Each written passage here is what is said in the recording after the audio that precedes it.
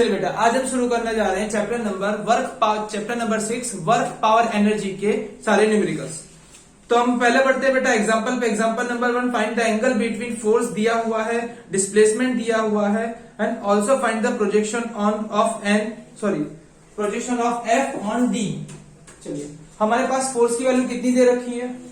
F is equal to 3i cap plus 4j cap minus 5k cap minus 5k cap and displacement दे रखा है हमें कितना?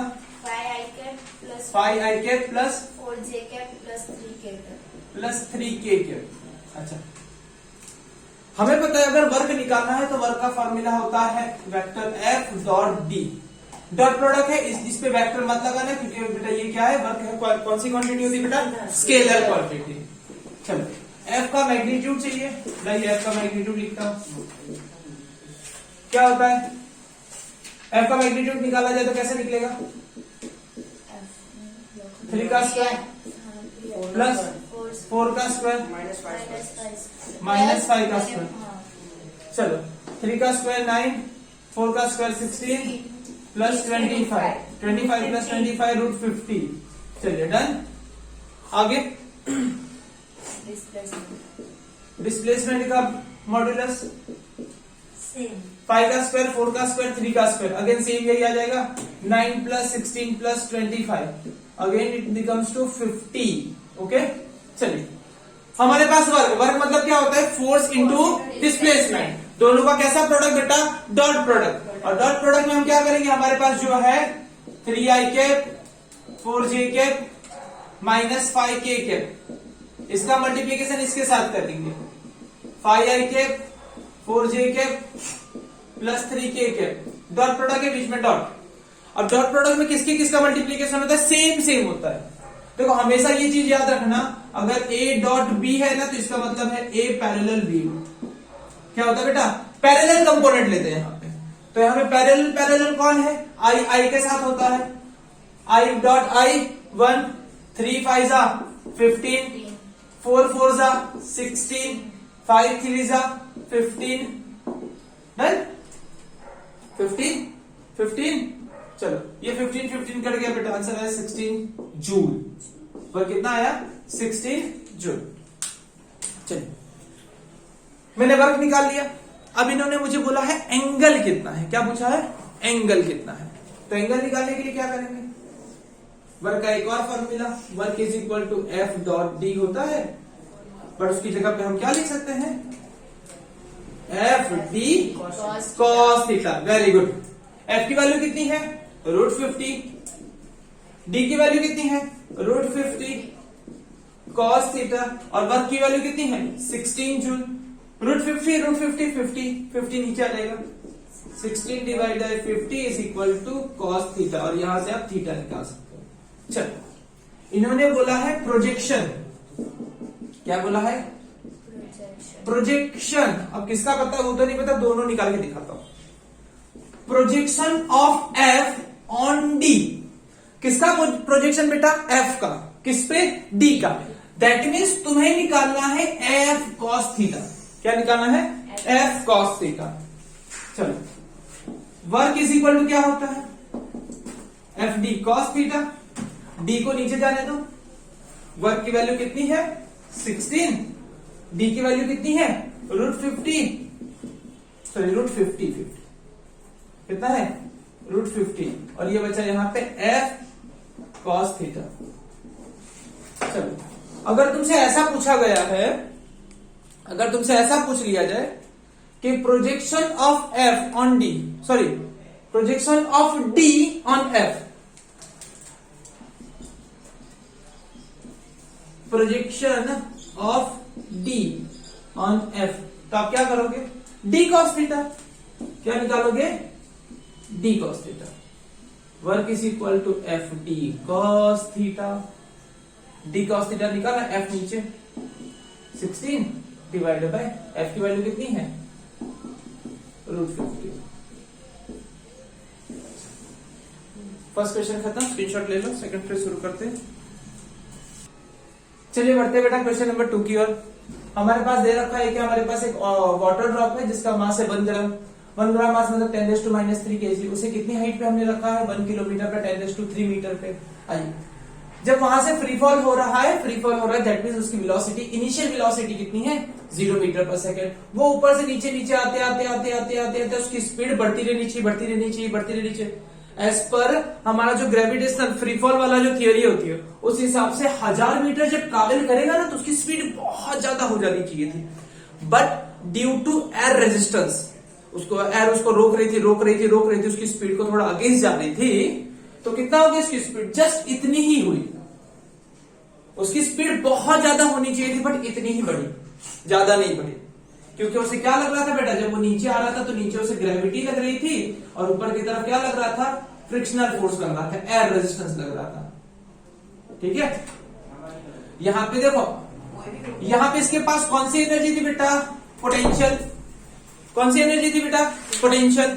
Potential कितनी होती है बेटा, यहां पे इसके पास पोटेंशियल एनर्जी, पोटेंशियल कितनी होती है mgh, है ना।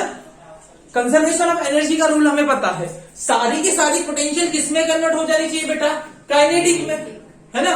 तो यहां पे काइनेटिक में कुछ कन्वर्ट हो जाना चाहिए था, सारी के सारी, है ना। वो सारा के सारा पोटेंशियल किसमें कन्वर्ट हो जाना चाहिए था, काइनेटिक में, बट काइनेटिक में पूरा कन्वर्ट हुआ नहीं, किसी ने उसे रोका, है ना। तो कुछ एनर्जी कहां चलेगी बेटा, वर्क में। तो मैं ऐसा लिख सकता हूं, देखो जो तरीके से किया कर रखा है वो तरीके से हो सकता है, लेकिन थोड़ा सा भी एक स्टेप आगे आ जाते हैं।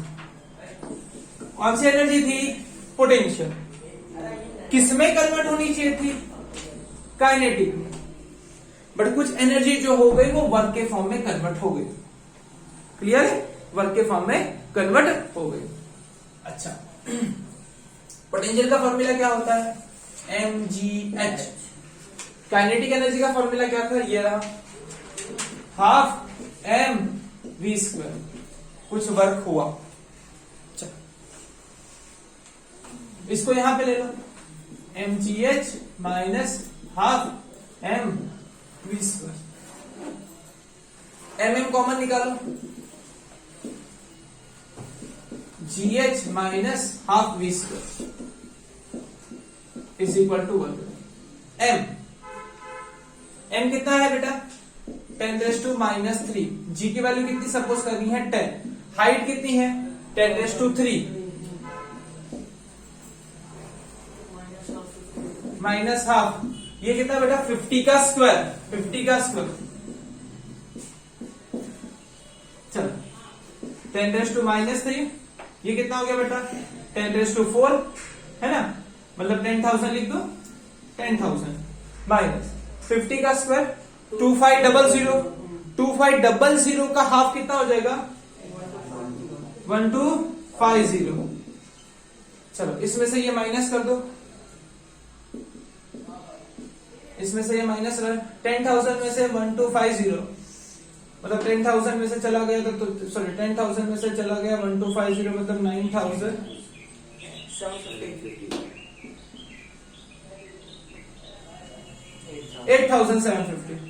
8,750।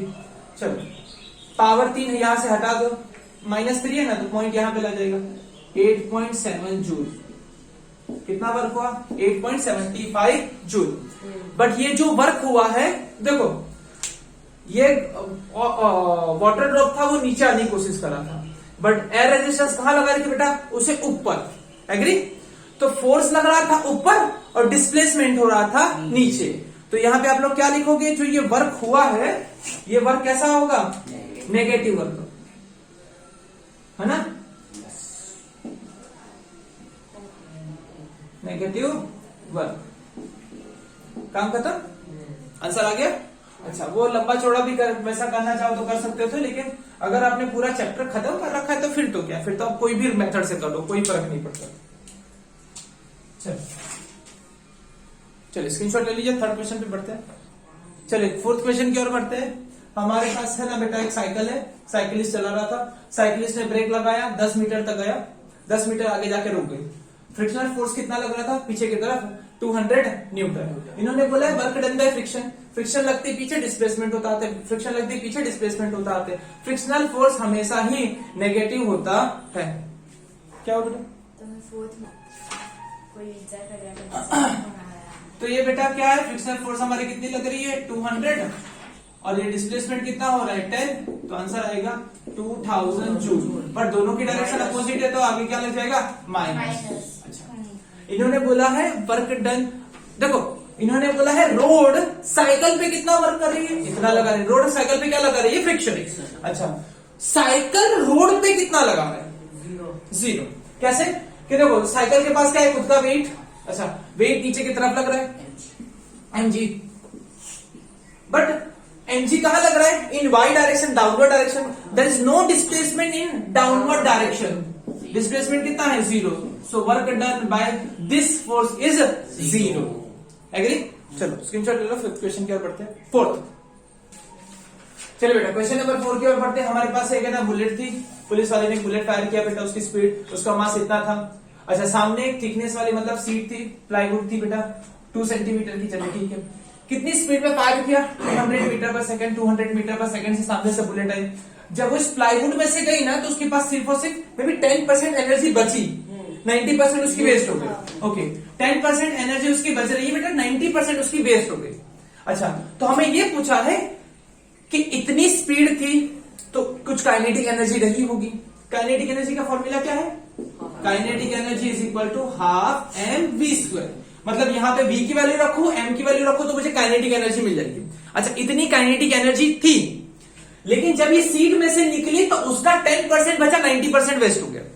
मतलब इतनी काइनेटिक एनर्जी बची, हाफ mv²। यहां पे भी अगर मैं यहां पे v1 ले लू, है ना, यहां पे मैं v1 ले लू तो यहां पे कितना हो जाएगा v2, कि यहां पे फाइनल v2 स्पीड बचे। तो तुमको v2 निकालने के लिए बोला है, बस क्या निकालने के लिए बोला है, v2।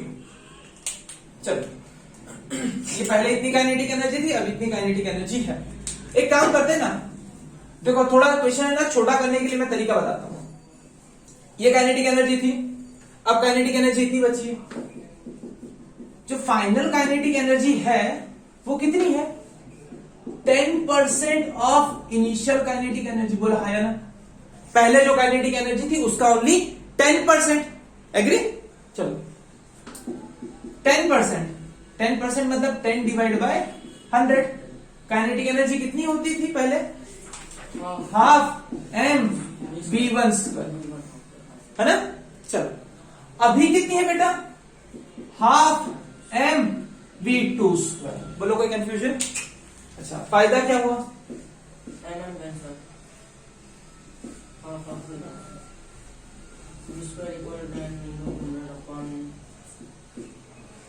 वन बाय 10 v1 का स्क्वायर करो, 1 0 हो गया, 4000। हाँ, तो इसका 400 का क्या हो गया, 20 एंड रूट 10, 20 अंदर रूट 10। रूट 10 कितना होता है बेटा, 3.1 के आसपास कुछ होता है, 3.12 ऐसा कुछ होता है। तो आप मल्टीप्लाई कर सकते हो, 20 इंटू 3.2 के आसपास कुछ होता है v2। डन? क्लियर है? बस सिंपल एकदम, मीटर पर सेकेंड। चलो चलिए बढ़ते बेटा क्वेश्चन नंबर 5 की ओर। चलो, एक लेडी जो है, एक वुमन है, वो क्या कर रही है बेटा, प्लेटफॉर्म पे चल रही है। वो कुछ अपना लगेज लेके चल रही थी, तो जब वो जहां से चलना शुरू किया वहां से उसने थोड़ा लाइन टेढ़ी हो गई ना, चलेगा, ऐसे भी लाइन सीधी लगाना आता ही नहीं, है ना। चलिए 100 न्यूटन था, 100 न्यूटन 0 से लेके उसने 10 मीटर तक कैसा लगाया फोर्स बेटा, 100 न्यूटन। फिर वो 10 मीटर पे जाके थोड़ा थक गए, उसने अपनी फोर्स की वैल्यू जो थी वो धीमे धीमे डिक्रीज करते करते करते करते 20 मीटर तक उसने ग्रेजुअली डिक्रीज किया और फोर्स की वैल्यू 100 से कितना हो गया बाद में, 50 न्यूटन। अच्छा,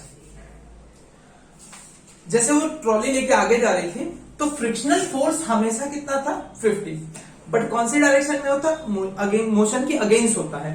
दैट्स व्हाई अगर बॉडी आगे की तरफ जा रही तो फ्रिक्शनल फोर्स पीछे की तरफ लग रहा था।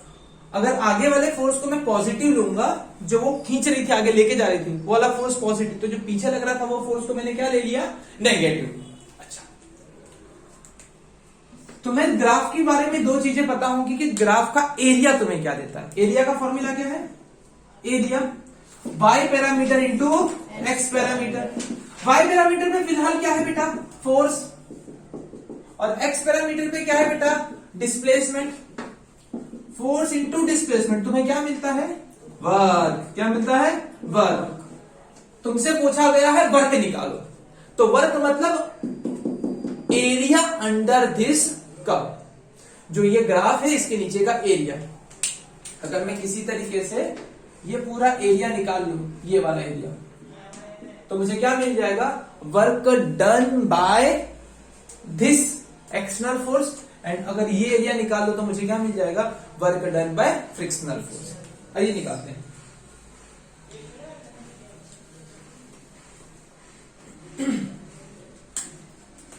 इसको मैंने 3 पार्ट में डिवाइड कर दिया, ये एंड ये। चलो इसका एरिया कितना हो जाएगा बताइए? इसकी लेंथ है 10 और ये है 100। 10 इंटू 100 कितना हो गया बेटा इसका वर्क? 100 and 10 1000 joule. अच्छा इसका कितना हो जाएगा? देखो ये 50 है, 50 50 50 एंड ये कितना है बेटा? 10। 50 इंटू 10 कितना हो गया? 500। अच्छा इसका फॉर्मूला क्या होता है? हाफ। हाइट कितनी है? हाइट है 50 और बेस कितना है? 10। मतलब एक रेक्टेंगल का आधा हो जाएगा इसका, 250 है ना। तो अगर work done by external force पूछा हो तो एरिया इसका, फिर एक ट्राइंगल का एरिया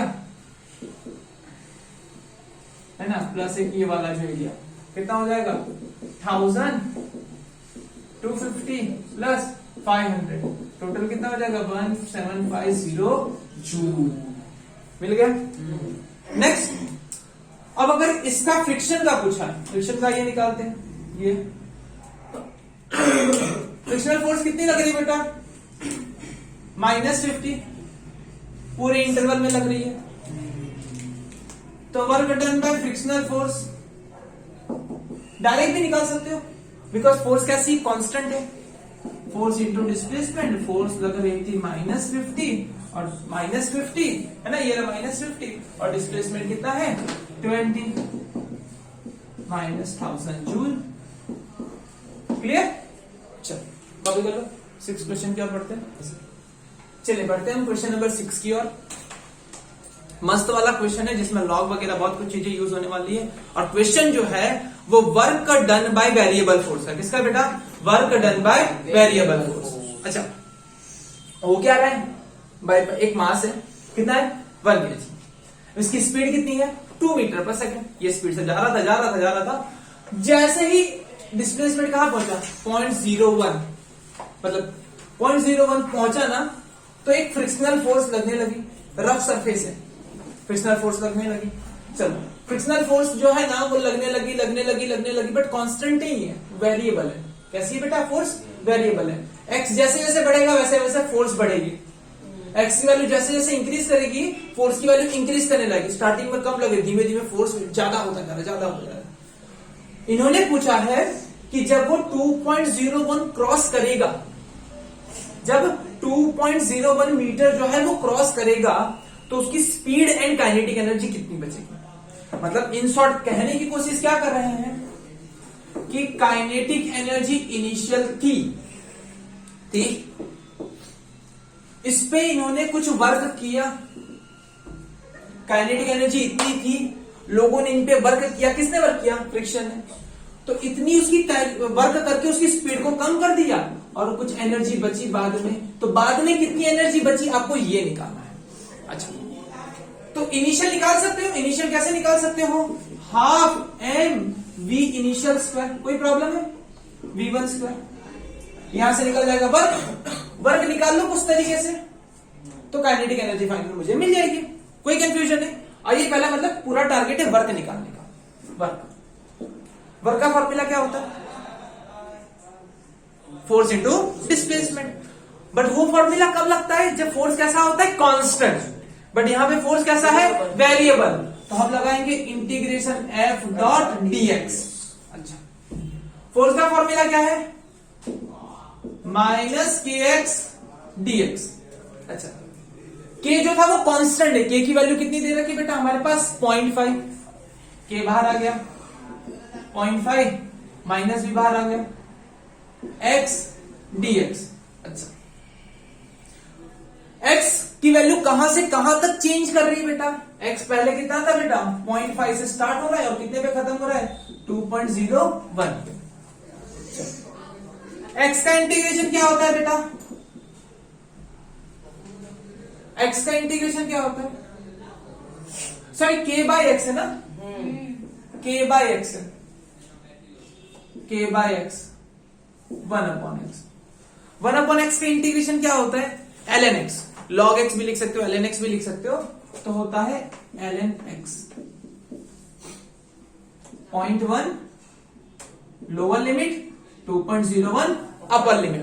अच्छा, अब हम क्या करते हैं? Upper limit minus lower limit, 0.5 ln upper limit कितनी है बेटा 2.01 माइनस ln 0.1। ये ln और log बात एक ही है बेटा, तो मैं थोड़ा सा क्लियर कर दूंगा। जब log में सब्ट्रैक्शन आता है, क्या आता बेटा? जब log में सब्ट्रैक्शन आता है आपको रेशियो बना देना है, और log में एडिशन आता है तो आपको मल्टीप्लीकेशन बना देना है। एडिशन आएगा तो दोनों नंबर को मल्टीप्लाई कर दो, और सब्ट्रैक्शन आएगा तो दोनों नंबर को डिवाइड कर दो। Minus 0.5 ln 2.01 upon 0.1। कोई कंफ्यूजन? ये जो ln होता है इसका हमारे पास वैल्यू नहीं होती, होता है मतलब उसे कन्वर्ट करना होता है, तो हमें क्या करेंगे? ln को हम कन्वर्ट करेंगे log में। जो हमारे पास log बुक होती है ना, उसका बेस कितना होता है 10, तो इसे हम कन्वर्ट कर लेंगे। ln से log में जाने के लिए, ln से हमें log में जाना है ना, तो क्या करना होता है? 2.303 से मल्टीप्लाई करना होता है। किससे? 2.303 से।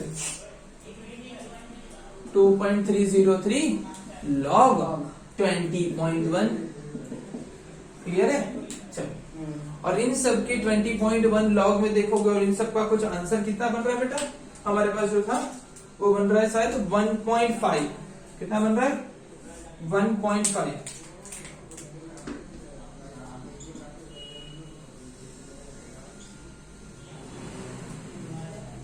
माइनस 1.5 करेगा, माइनस 1.5 जूल। क्लियर है? अब यहां पे ये देखिए,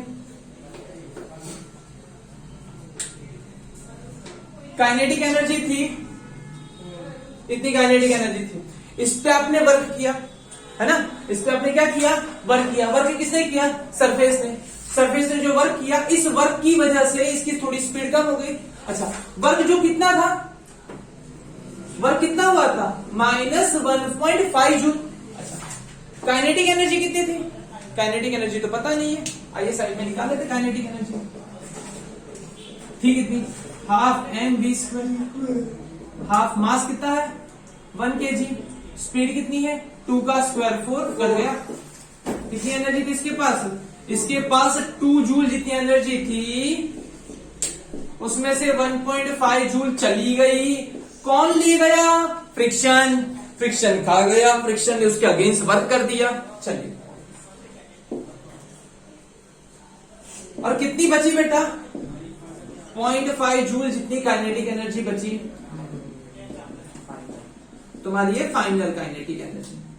अच्छा, अगर इन्होंने काइनेटिक एनर्जी तो पूछ लिया, मैंने निकाल दिया, इन्होंने साथ साथ में ये भी पूछा है बेटा, ये पूछा है कि स्पीड कितनी होगी। स्पीड कितनी है ये पूछा है, बता देते हैं अभी। काइनेटिक एनर्जी फाइनल जो है वो 0.5 जूल है, बट काइनेटिक एनर्जी का फॉर्मूला क्या होता है? Half mv²। फाइनल की तो मैंने v2 कर दिया। कितनी है? 0.5 जूल। 2 गया यहाँ पे 1 हो गया। m की वैल्यू भी कितनी थी? मास कितना था? 1/2 1 v2² और 0.5 जूल। तो सब कुछ करोगे बेटा, आंसर आएगा तुम्हारा कितना आएगा? 1 मीटर पर सेकेंड। ये 0.5 यहाँ पे चला गया, 1 1 1 कर गया, v² = 1 मीटर पर। डन। देख लो नेक्स्ट क्वेश्चन की ओर बढ़ते हैं। चल बेटा क्वेश्चन 7 की ओर बढ़ते हैं। बहुत मस्त क्वेश्चन है बेटा, है ना, नीट लेवल का क्वेश्चन है, ध्यान से देखिएगा। यहाँ पे एक पार्टिकल है, उसको मैंने कुछ स्पीड से ऐसे भेजा, कुछ स्पीड से भेजा, लेट सपोज उसकी स्पीड कितनी है, va है, कितनी है va, जितनी स्पीड से मैंने इसे धक्का देके ऊपर भेजा। इन्होंने कहा है कि यहां से जाए जाए जाए जाए जाए ऊपर जाए ऊपर जाए ऊपर जाए, बस जस्ट यहां तक पहुंचे, यहां पे जस्ट यहां पे पहुंचे। देखो अगर ये ऐसे है, ऐसे ऊपर गया, सर्कुलर पाथ में गया, जैसे सर्कुलर पाथ में कोई बॉडी चलती है तो उसमें पहली फोर्स क्या लगती है, सेंट्रीफ्यूगल। बाहर की तरफ हमेशा क्या लगती है, सेंट्रीफ्यूगल। ये बाहर की तरफ ऐसे सेंट्रीफ्यूगल, बाहर की तरफ सेंट्रीफ्यूगल, बाहर की तरफ सेंट्रीफ्यूगल। अच्छा, दूसरी भी एक फोर्स लग रही होती है, ग्रेविटेशनल फोर्स, mg, ये fc, यहाँ पे mg नीचे की तरफ और fc यहाँ पे, यहाँ पे fc ऊपर की तरफ और mg नीचे की तरफ। अच्छा, अगर मैं बोलूं बेटा सबसे ज्यादा टेंशन कहां पे होता है, सबसे ज्यादा स्ट्रिंग कहां पे खिंचा रही होगी, देखो दोनों फोर्स एक डायरेक्शन में, सेंट्रीफ्यूगल भी नीचे और mg भी नीचे, तो सबसे ज्यादा टेंशन यहां पे होगा। ये स्ट्रिंग एकदम लंबी हो जाएगी, ऐसे खींचने की कोशिश होगी, ऐसा यहां पे कम हो जाएगा और यहां पे सबसे कम होता है, क्योंकि सिर्फ fc बाहर लग रहा है, टेंशन भी नीचे लग रही है और mg भी नीचे लग रहा है। बट ये वाले केस में इन्होंने क्या कहा है बेटा कि यहां तक सिर्फ जस्ट पहुंचे, जस्ट पहुंचे मतलब टेंशन जीरो। क्या जीरो बेटा, tension zero at point C, tension is equal to zero. अगर tension is equal to zero है, that means F C is equal to M G. चलो मैंने कह दिया ए पॉइंट पे जो स्पीड है वो है बी ए, बी पॉइंट पे जो स्पीड है वो है बी बी, और सी पॉइंट पे जो स्पीड है वो है बी सी। और ऐसे टेक्स्ट बुक में इसकी जो लेंथ है ना वो एल दे रखी है, बट मैं आर लेके करूंगा और छल्ले आर को मैं एल से रिप्लेस कर दूंगा, L is equal to R. चलो सेंट्रीफ्यूगल फोर्स की वैल्यू कितनी होती है, M V square by R. But जो इस पोजीशन पे एट पॉइंट सी स्पीड कितनी है, सी पॉइंट पे बेटा वी सी, तो मैंने लिख दिया यहाँ पे वी सी। अब तुम्हारी एम से एम कट गई, आर यहाँ पे चला गया बेटा, V C square is equal to R G. And अगर तुम्हें वीसी चाहिए तो VC is equal to under square root R G. चलिए ठीक है बेटा, हमारे पास देखो वीसी पॉइंट पे हमें कितनी स्पीड होनी चाहिए वीसी पे, कि भाई उसकी स्पीड कितनी होनी चाहिए, आर इंटू जी, इतनी स्पीड उसके पास बचनी चाहिए। अच्छा बी पॉइंट, सी पॉइंट और ए पॉइंट को मैं कंपेयर करूंगा, कंजर्वेशन ऑफ एनर्जी लगाऊंगा, ध्यान से समझने की कोशिश करिएगा। हमें क्या करने वाला बेटा, सी पॉइंट और ए पॉइंट को कंपेयर करूंगा। देखो इसके पास कौन सी एनर्जी बची, इतनी काइनेटिक एनर्जी, बट कुछ ऊपर चला गया, मतलब सी पॉइंट पे देखा जाए तो कुछ हाइट मिली है और बेटा क्या हुआ है, और कुछ उसके पास वेलोसिटी है। At point C at point A, मैंने दोनों को कंपेयर करा, कट गया यार, नहीं दिखा, नीचे से लिखता है। At point C at point A, कौन सी एनर्जी बेटा, मैकेनिकल एनर्जी, यहां पे भी मैकेनिकल एनर्जी। चलो सी पे कौन मैकेनिकल एनर्जी देखा जाए तो बेटा क्या है, कुछ हाइट है और क्या है, कुछ काइनेटिक एनर्जी। अच्छा कितनी हाइट है, R plus R 2, M G H की जगह पे क्या है, आर की जगह पे 2r। काइनेटिक एनर्जी कितनी होगी, half M V C square. अच्छा मैंने कितनी एनर्जी दी थी, इसको मैंने रेफरेंस ले लिया, इसके पास सिर्फ और सिर्फ काइनेटिक एनर्जी थी, कितनी थी, half M V A square. बोलो कोई कंफ्यूजन नहीं ना। चलो देखो इसमें से M M M common, M 2 G R है ना, 2gr, फिर इसमें से m कॉमन, मतलब यहाँ पे हाफ vc स्क्वायर और यहाँ पे half m va square, m से m कट गया बेटा। vc की जगह पे आप लोग क्या लिख सकते हैं, vc square is equal to rg। चलो ये हो गया 2gr plus half gr is equal to half va square. 2 में आधा आ गया बेटा, तो कितना हो गया 2.5, मतलब 5/2 gr is equal to half va square. Half half cut गया बेटा, va square is equal to 5gr, तो va is equal to under square root 5gr। बेटा उसी तरीके से अगर मैं कंपेयर करूं a और b को कंपेयर कर सकता हूं, इसको कंपेयर कर सकता हूं a और b को। चलो at point A at point B mechanical energy A point पे, मैकेनिकल एनर्जी B पॉइंट पे। A पॉइंट पे सिर्फ और उसके पास है kinetic energy half m va square. B point क्या बेटा कुछ हाइट पे पहुंच गया है, कितनी हाइट पे पहुंचा देखो, इतनी r हाइट पे पहुंच गया है, मतलब उसके पास mgr जितनी पोटेंशियल एनर्जी और हाफ m vb स्क्वायर जितनी काइनेटिक एनर्जी। सॉल्व करें इसे, इसमें से सब में से mm कॉमन, तो यहां से m कट जाएगा। va की जगह पे क्या लिख सकता हूं, va स्क्वायर की जगह पे 5gr हाफ 5gr, ये gr यहाँ पे आ जाएगा minus gr is equal to half vb square. Done. चलो 5/2 मतलब अड़ी में से ये बेटा एक चला गया, मतलब डोड 1.5 मतलब 3/2 gr vb square. So vb is equal to under square root 3gr, और r की जगह पे आप लोग l लगा देना।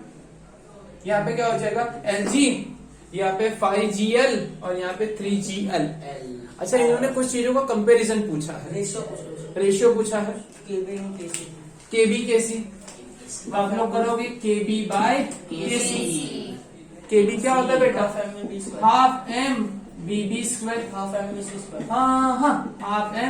बीसी स्क्वायर का पूछे BB square upon BC square. BB कितनी है बेटा, ये है, हाँ नहीं स्क्वायर करोगे तो 3gr और 5gr, 3gr gr कर गए केबी बाय केसी। अच्छा सी पूछा है ना, सी पे तो कुछ ये था gr है, हाँ 5gr नहीं मतलब 3:1। डन। चलो स्क्रीनशॉट ले लो, कॉपी कर लो। चलिए बढ़ते हुए क्वेश्चन नंबर 8 की ओर।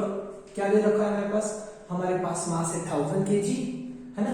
देखो हमारे पास मास 1000 kg की एक कार है, वो इतनी स्पीड में जा रही थी, कितनी 18 किलोमीटर पर आवर की स्पीड में जा रही थी, मतलब 18 किलोमीटर पर आवर को मैंने किस में कन्वर्ट कर दिया, मीटर पर सेकंड में। अच्छा उसे क्या किया गया कि उस कार को एक स्प्रिंग के साथ टकराया गया। स्प्रिंग एक प्लेट है जिसमें स्प्रिंग लगी हुई है। अच्छा ये कार टेस्टिंग होती है ना, जब कार की मैन्युफैक्चरिंग होती है तो उसकी अलग अलग लेवल पे टेस्टिंग की जाती है। तो ये कार को इसके साथ कोलिजन करवाया गया और स्मूथ सरफेस रखी गई, मतलब फ्रिक्शन तो जीरो है। अच्छा इसके पास सिर्फ और सिर्फ काइनेटिक एनर्जी थी, इतनी स्पीड में आ रही थी, इतना मास था, इसके पास काइनेटिक एनर्जी आई और ये धड़ाम से यहाँ पर टकराए। तो ये स्प्रिंग क्या होगी, स्प्रिंग कॉम्प्रेस होगी। अच्छा स्प्रिंग कांस्टेंट कितना है, K is equal to 6.25 into 10⁻³ अच्छा स्प्रिंग कांस्टेंट क्या होता है, देखो F is equal to minus kx, F is equal to minus kx, K की वैल्यू कितनी दे रखी है 6.25 into 10⁻³ इतना न्यूटन फोर्स लगाना पड़ेगा, इतना न्यूटन फोर्स लगाओगे ना तब ये वाली स्प्रिंग ना 1 मीटर कॉम्प्रेस होगी। इसका मतलब ये होता है। इसके पास कौन सी एनर्जी थी, काइनेटिक। ये काइनेटिक एनर्जी से इधर टकराएगा तो वो काइनेटिक एनर्जी किस में कन्वर्ट हो जाएगी, स्प्रिंग के अंदर पोटेंशियल एनर्जी। बस न्यूमेरिकल खत्म।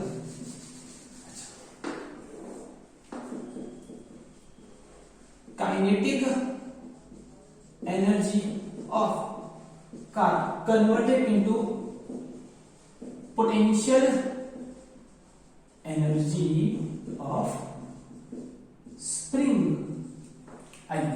काइनेटिक एनर्जी ऑफ कार कितना था, half M V square. Potential energy कितनी होती है, half K X square. Half से हाफ चला गया, मास था 1000, वेलोसिटी थी 5 मीटर पर सेकेंड, 5 का स्क्वायर 25, के की वैल्यू हमारे पास थी ये 6.25 इंटू 10⁻³ एक्स स्क्वायर, जो हमें निकालना है कि भाई साहब स्प्रिंग कितना अंदर कॉम्प्रेस हो गई, एक्स स्क्वायर।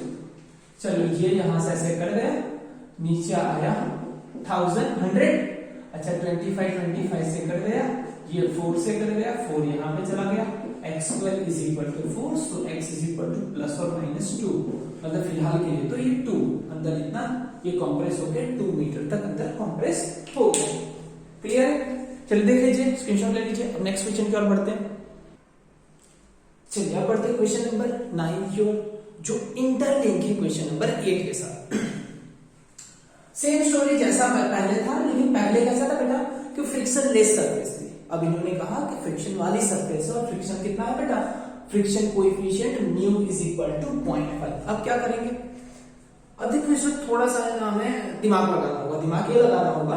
हम ऐसा मानेंगे कि ये कार आ रही थी अपनी कांस्टेंट स्पीड में, जैसे ही टकराई आफ्टर कोलिजन, ये तो नहीं बताया ना कि कितने डिस्टेंस से आ रही थी, तो हम ये लेंगे कि यहां से जैसे ही इस वॉल के साथ टकराई, इस स्प्रिंग के साथ टकराई, वहां से हम फ्रिक्शन को कैलकुलेट करेंगे। मतलब स्प्रिंग को जितना डिस्टेंस ये धकेलेगी, देखो इसके पास काइनेटिक एनर्जी, पूरी की पूरी काइनेटिक एनर्जी किसमें कन्वर्ट हो जानी चाहिए थी, इस वाले केस में पोटेंशियल में कन्वर्ट हो जा रही थी, बट यहां पे थोड़ा सा फ्रिक्शन वर्क होगा बस। काइनेटिक एनर्जी जो थी, है ना, काइनेटिक एनर्जी जो थी, काइनेटिक एनर्जी ऑफ कार, है ना, काइनेटिक एनर्जी ऑफ कार, इस पे थोड़ा सा फ्रिक्शन ने वर्क किया, वर्क डन बाय फ्रिक्शन, थोड़ी सी एनर्जी को खा गया। बची हुई एनर्जी किसमें कन्वर्ट हो गई बेटा, पोटेंशियल एनर्जी ऑफ स्प्रिंग की पोटेंशियल एनर्जी के फॉर्म में स्टोर हो गया। अच्छा, इसके पास इतनी काइनेटिक एनर्जी थी, इस पे इतना वर्क हुआ, वर्क किसने किया, फ्रिक्शन, दैट्स व्हाई माइनस। अगर मैं उसे पुश करता, उसकी स्पीड बढ़ाता, तो वर्क कैसा होता, पॉजिटिव। अच्छा, इसके अंदर कौन सी एनर्जी स्टोर हो गई बेटा, in form of potential energy के फॉर्म में स्टोर हो गई। आइए काइनेटिक एनर्जी ऑफ कार कितनी थी, हाफ एम वी स्क्वायर। अच्छा, मैंने कहा कि यहां से अंदर कुछ डिस्टेंस तक चला गया, लेट्स सपोज एक्स डिस्टेंस था, तो work done by friction is equal to frictional force into distance.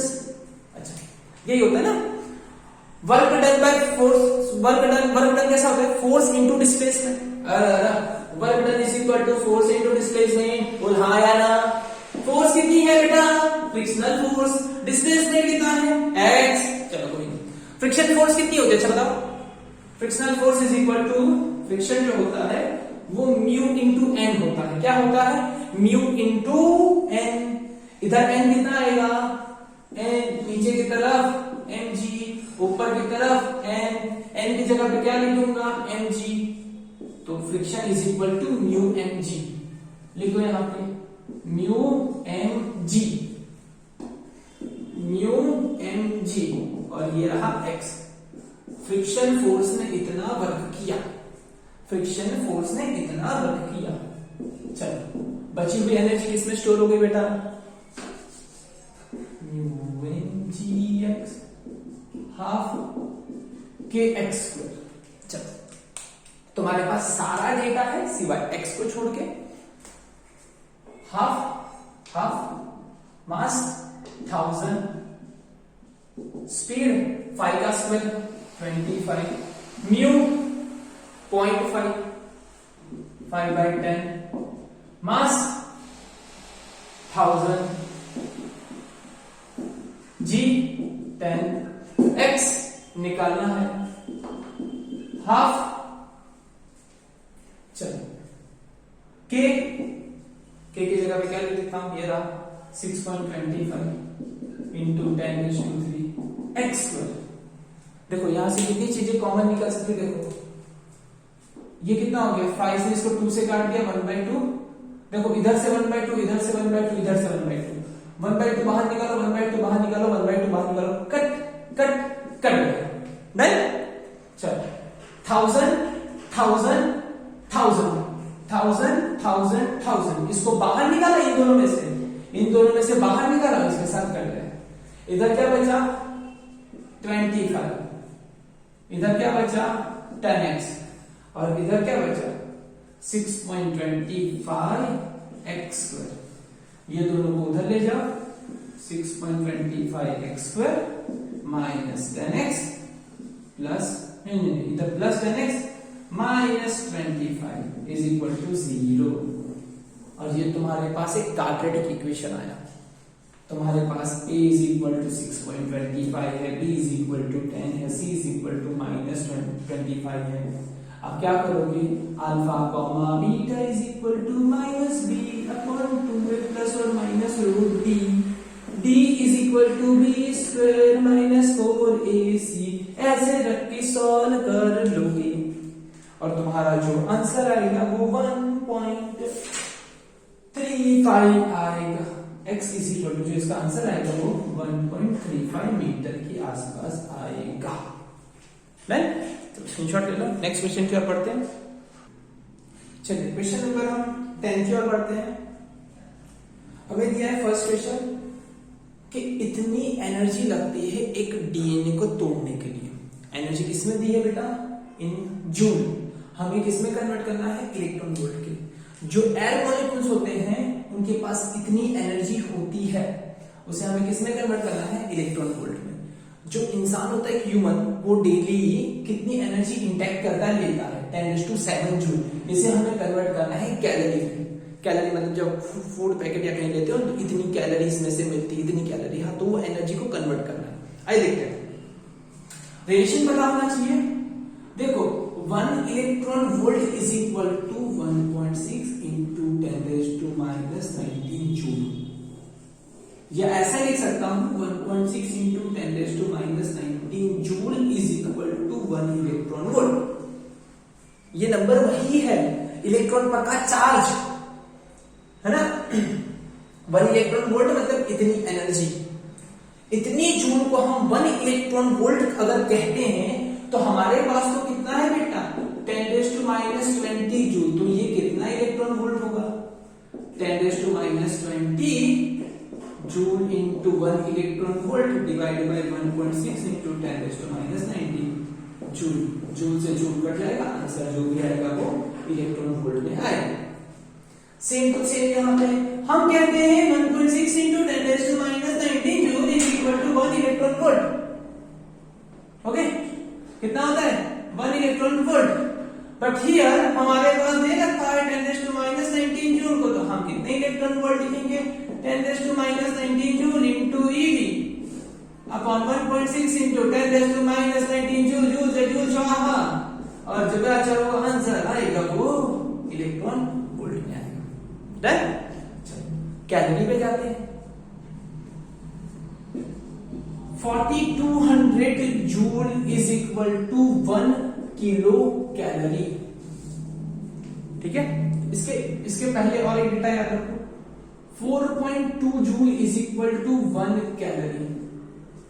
अच्छा, कैलोरी क्या होता है, थर्मोडायनेमिक्स चैप्टर पढ़ोगे तो वहां पे सिखाया जाएगा कैलोरी क्या होता है। 1 ग्राम पानी का टेम्परेचर बढ़ाने के लिए, एक पर्टिकुलर टेम्परेचर से यहां तक ले जाने के लिए जो एनर्जी देनी पड़ती है, जो हीट एनर्जी देनी होती है, वो कैलोरी के बराबर होती है। चलो, इतनी जूल एक कैलोरी, दोनों तरफ 1000 मल्टीप्लाई कर दो, 4200 joule is equal to 1 kilo calorie.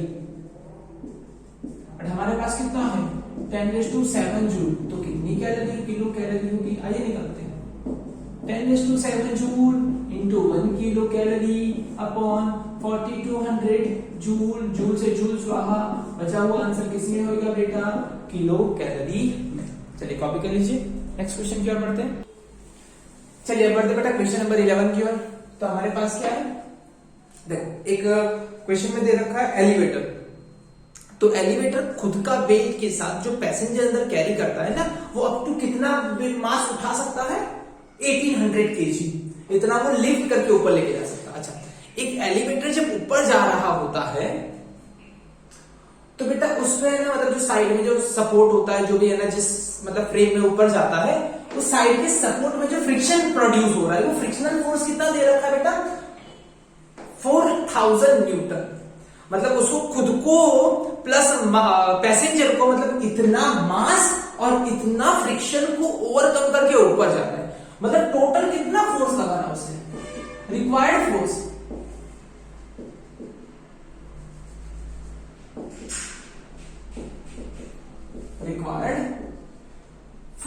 Is equal to जो मास था वो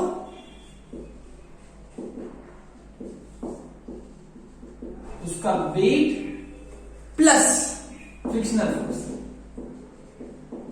वेरी गुड, फ्रिक्शनल फोर्स। अच्छा, वेट कितना ऐसे लेके जाना, 1800 kg को लेके जाना इंटू जी, जी की वैल्यू में 10 ले लेना, प्लस फ्रिक्शनल फोर्स कितना है 4000।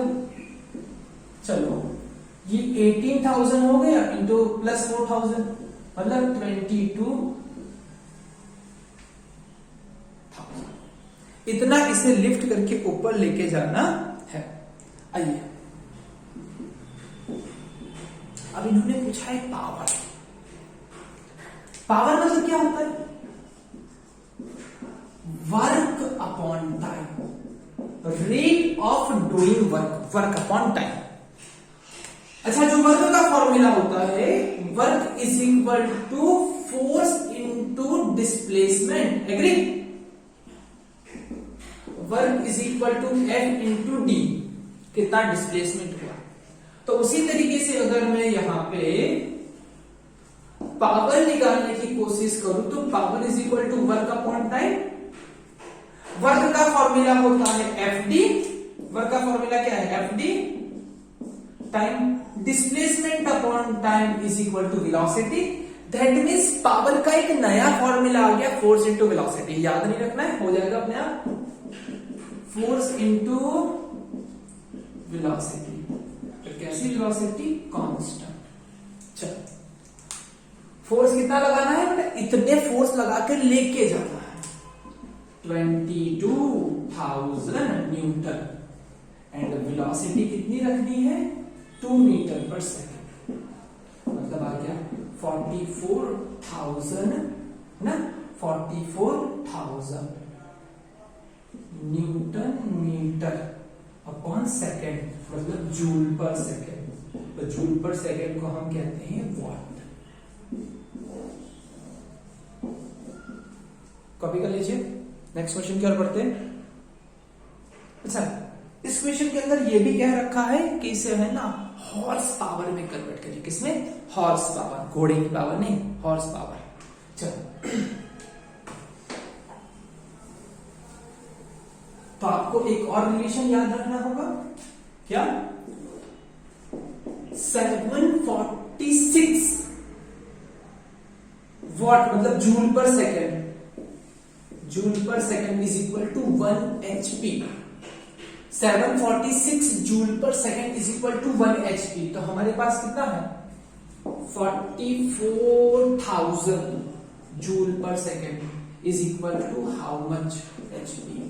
व्हाट कह दो, कैपिटल W, कैपिटल W। तो जो भी तुम्हारा HP आने वाला है ना आंसर, वो कितना आएगा 44,000 डिवाइड बाय 746 आएगा तुम्हारा 10 HP। और यहाँ पे फिलहाल के केस में कितना आ रहा है 58 मतलब 59 के आसपास तकरीबन आ रहा है 59 HP। चलो नेक्स्ट क्वेश्चन की ओर बढ़ते हैं। चलो बेटा अब बढ़ते हैं क्वेश्चन नंबर 12 की ओर। बहुत ही मस्त क्वेश्चन है।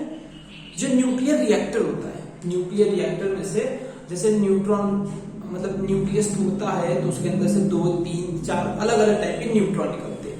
उनकी एनर्जी बहुत ज्यादा होती है, उनकी जो स्पीड होती है वो 10⁻⁷ की स्पीड में होती है। तो क्या होता है कि उसे हमें स्लो करना होता है, नहीं तो वो क्या होते हैं कि जैसे ये एक न्यूक्लियस है और ये एक न्यूक्लियस, आगे वाले न्यूक्लियस जैसे टूटा, इसमें से 2, 3, 4 न्यूट्रॉन निकले तो नेक्स्ट न्यूक्लियस के अंदर सीधा न्यूक्लियस के अंदर चला जाता है। तो उसकी स्पीड को कम करने के लिए हम मॉडरेटर वगैरह यूज करते हैं। शायद आपने क्लास 10th वगैरह में ये चीजें पढ़ रखी होगी। अच्छा नहीं पढ़ रखी तो क्लास 12th के अंदर न्यूक्लियाई चैप्टर आएगा, उसके अंदर फिजिक्स के अंदर पढ़ोगे। अच्छा अब ये न्यूट्रॉन टूटा, ये न्यूट्रॉन निकला, तो आगे जाके है ना दूसरे न्यूक्लियस में जाके ना टकराए इसके लिए हम बीच में मॉडरेटर लगाते हैं। मॉडरेटर जनरली कैसा होता है कि heavy water deuterium oxide use करते हैं हम, ठीक है, एक लिक्विड होता है ग्रीन कलर का, वो यूज करते हैं, या तो हम ग्रेफाइट यूज करते हैं। तो जब उसके साथ टकराता है ना तो इलास्टिक कोलिजन होता है। ऐसा सब क्वेश्चन के अंदर मेंशन कर रखा, आपको डरने की जरूरत नहीं। सिर्फ क्वेश्चन के अंदर है क्या, आपके पास न्यूट्रॉन है जिसका मास m1 है, जिसकी स्पीड इतनी है। अच्छा सामने टारगेट क्या है, टारगेट तुम्हारा ड्यूटेरियम है जिसका मास m2 है और वो फिलहाल रेस्ट कंडीशन है, आराम कर रहा है। पीछे से आके धड़ाम जिसको मारेगा, कोलिजन कैसा, इलास्टिक। उसके बाद इसके पास कुछ स्पीड, पहले ज्यादा स्पीड थी अब स्पीड कम हो गई, उसीलिए तो ये लगाया गया था। इसके पास कुछ स्पीड आ गई, कुछ इसके पास वेलोसिटी आ गई, बस इन दोनों का रेशियो हमें ले लेना है और हमें चेक करना है बस। Kinetic energy initial, kinetic energy initial किसकी, इसकी न्यूट्रॉन की। न्यूट्रॉन जो हमारे पास न्यूट्रॉन था, इसकी काइनेटिक एनर्जी इनिशियल कितनी है, half m1 v1 square initial, तो इनिशियल का स्क्वायर, कोई इशू नहीं, आ गया, इतनी काइनेटिक एनर्जी थी। अच्छा आफ्टर कोलिजन काइनेटिक एनर्जी पहले वाले की फाइनल, मतलब न्यूट्रॉन की final energy, half m1 v1 speed कितनी है, फाइनल वाली स्पीड, अब उसका स्क्वायर। अच्छा अब क्या, हमारे पास फॉर्मूला होता है इलास्टिक कोलिजन का, v1f इज इक्वल टू, कौन टकराया, पीछे वाला टकराया आगे वाले से, पीछे वाला टकराया आगे वाले से, तो फॉर्मूला क्या बनता है, ध्यान से देखिएगा, v1f m2 minus m1, sorry m1 minus m2 upon m1 plus m2, इसकी स्पीड कम हुई है ना, m1 minus m2, m1 minus m2 upon m1 plus m2, और v1 आई इतनी स्पीड थी। v1f की जगह पे ये लिख सकता हूं यहां पे, हाफ m1, इसकी जगह पे ये लिख देता हूं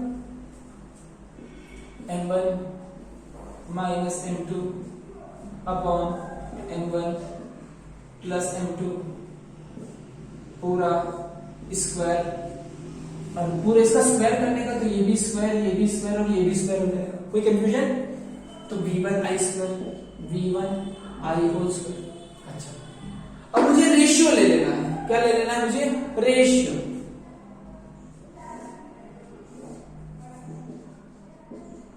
रेशियो फ्रैक्शन,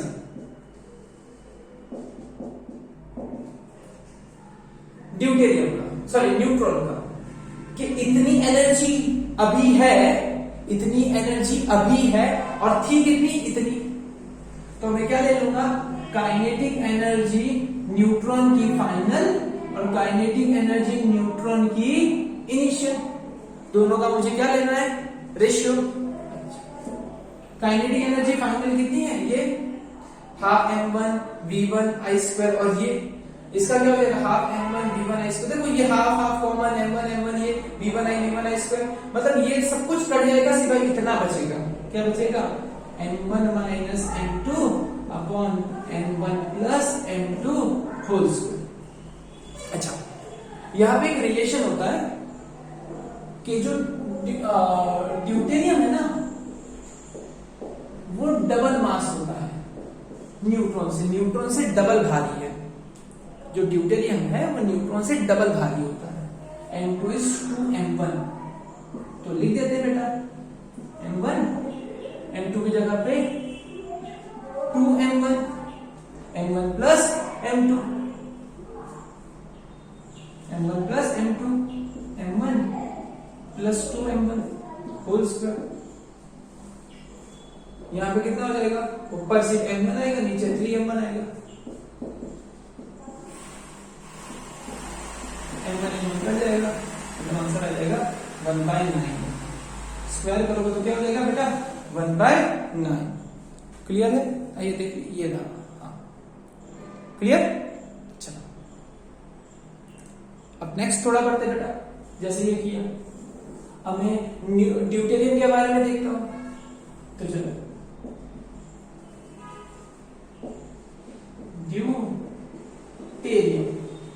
ड्यूटेरियम के पास जो है, उसके पास कितनी काइनेटिक एनर्जी पहले थी, काइनेटिक एनर्जी इनिशियल, तो उसके पास कोई काइनेटिक एनर्जी नहीं थी, उसको तो मिली है ना, तो काइनेटिक एनर्जी फाइनल कितनी होगी, हाफ m2 v2f²। इसके पास कितनी एनर्जी अब आ गई, स्पीड कितनी है v2f। अच्छा, जैसे v1f का फॉर्मूला होता है, वैसे v2f का फॉर्मूला इलास्टिक कोलिजन याद करो, क्या होता है 2m1/m1 प्लस m2, है ना, और यहाँ पे क्या होता है v1i। इसने इसके पास स्पीड थी, इसको मिल गई। न्यूट्रॉन के पास स्पीड थी, टकराने की वजह से ड्यूटेरियम को स्पीड इतनी मिली, लेकिन तुम्हें क्या चाहिए, यहाँ पे वापस स्क्वायर चाहिए, तो इसका स्क्वायर, इसका स्क्वायर और इसका स्क्वायर, हाफ m2, इसकी जगह पे क्या लिखोगे 2m1/m1 plus m2 square v1i whole square. अब फिर से मैं रेशियो ले लूं, किसका ratio, fractional ratio. Kinetic energy इतनी हो गई, कहां से मिली थी, इससे मिली थी काइनेटिक एनर्जी। चलो हाफ, अच्छा यहां पे हाफ देखो, हाफ vi², ऊपर क्या बचेगा m1, नीचे क्या बचेगा m2, और ये ब्रैकेट रहेगा 2m1 plus m2 whole square, और यहाँ पे क्या बचेगा, ऊपर m2 और नीचे m1। फिर वही करूंगा, m2 is equal to 2m1, यहाँ पे रखूंगा 2m1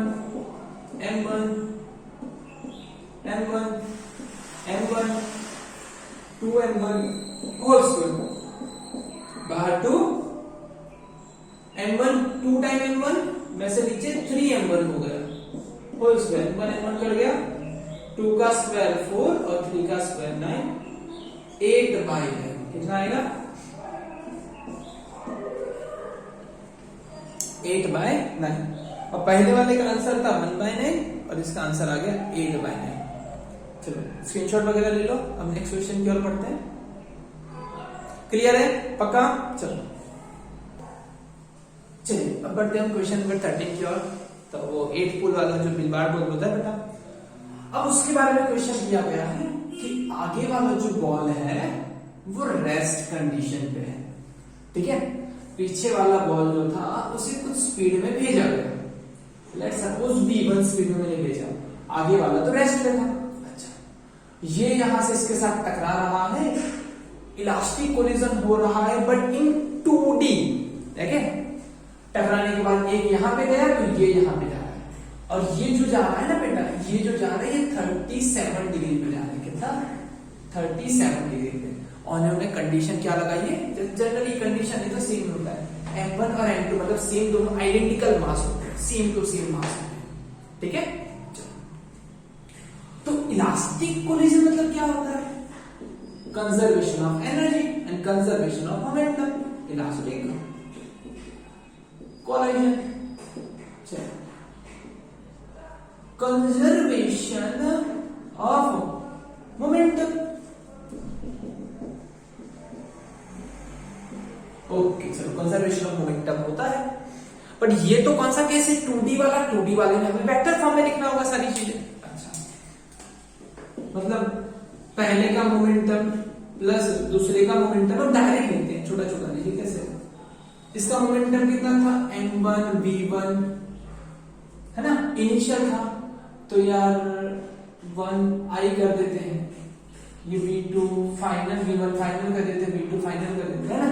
चलो, ये m1 v1 है ना, v1 i is equal to plus इसका मोमेंटम कितना हो जाएगा, 0 is equal to m2 sorry m1 v1 final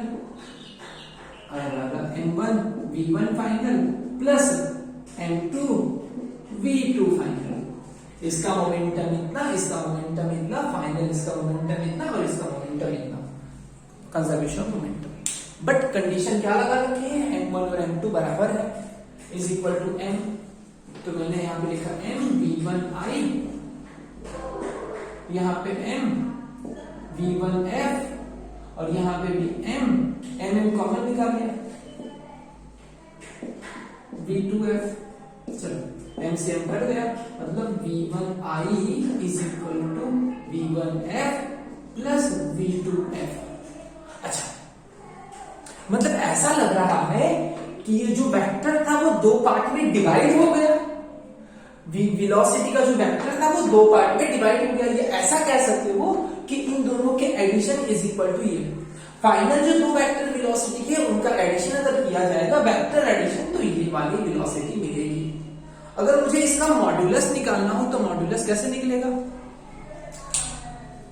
अगर मैं मॉड्यूलस निकालने की कोशिश करूं यहाँ पे, तो दो वेक्टर का अगर एडिशन करने के बाद अगर मॉड्यूलस निकालते हो तो अकॉर्डिंग टू कोसाइन लो, अकॉर्डिंग टू कोसाइन लो, v1i square is equal to under square root नहीं लिखते थे आप लोग ऐसे, under square root v1 square plus v2 square plus 2 v1 v2 cos theta.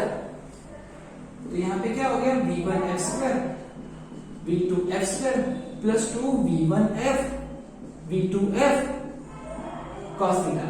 अगर इसे हटा दो मैं ऐसे ये स्क्वायर रूट को, तो ये यहाँ पे स्क्वायर लग जाएगा, एग्री।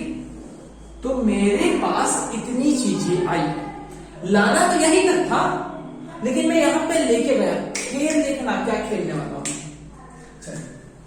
है क्या, elastic collision.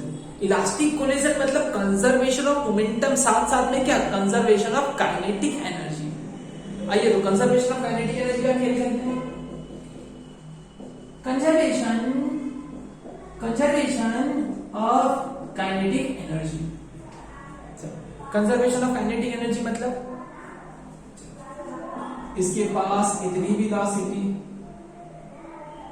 v1i whole square. अब ये मत, इसमें वेक्टर मत लगाना भाई, एनर्जी कभी वेक्टर नहीं होती है, एनर्जी क्या होती है, स्केलर होती है, स्केलर। इसके पास एनर्जी थी ही नहीं, एनर्जी वगैरह का था, इसके पास कितनी होगी, half m1 v1 final square, half m2 v2 final का स्क्वायर, डन। चलो m1 m2 सब बराबर, हाफ हाफ कर गया, m1 m2 सब बराबर, m1 m1 m2 m2 कर गया, v1i whole square is equal to v1f whole square plus v2f whole square. Relation number 2 and relation number 1। देखो खेल देखना, ये खेला खेल जो हमने खेला है, देखो जरा यहाँ पे v1i square v1i square v1f square v1f square v2f square v2f square. तो ये बची हुई खिचड़ी क्या होगी बेटा, 0 होगी। कंपेयर करो, comparing equation 1 and 2। Equation 1 and 2 को अगर मैं कंपेयर करूंगा तो ये वाला 2v1 v2 v1f v2f cos theta is equal to 0। चलो, इज इक्वल टू 0। अब देखो दोनों स्पीड तो 0 नहीं है, मतलब यही 0 हो सकता है, इसको ये पूरा नंबर, ये पूरा ब्रैकेट, ये जो पूरा मल्टीप्लीकेशन, ये जीरो क्यों हुआ? ना 2 जीरो है, ना 2 जीरो है, ना 2 जीरो है, सिर्फ यही जीरो हो सकता है, ये गधा जीरो है। तो मैंने ले लिया cos theta is equal to zero. cos गधा जब जीरो कब होता है? जब थीटा की वैल्यू 90 होती है।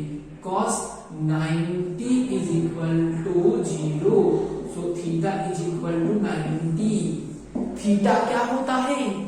कोसाइन में थीटा क्या होता है? Theta is angle between V1 and V2, ये दोनों के बीच का एंगल।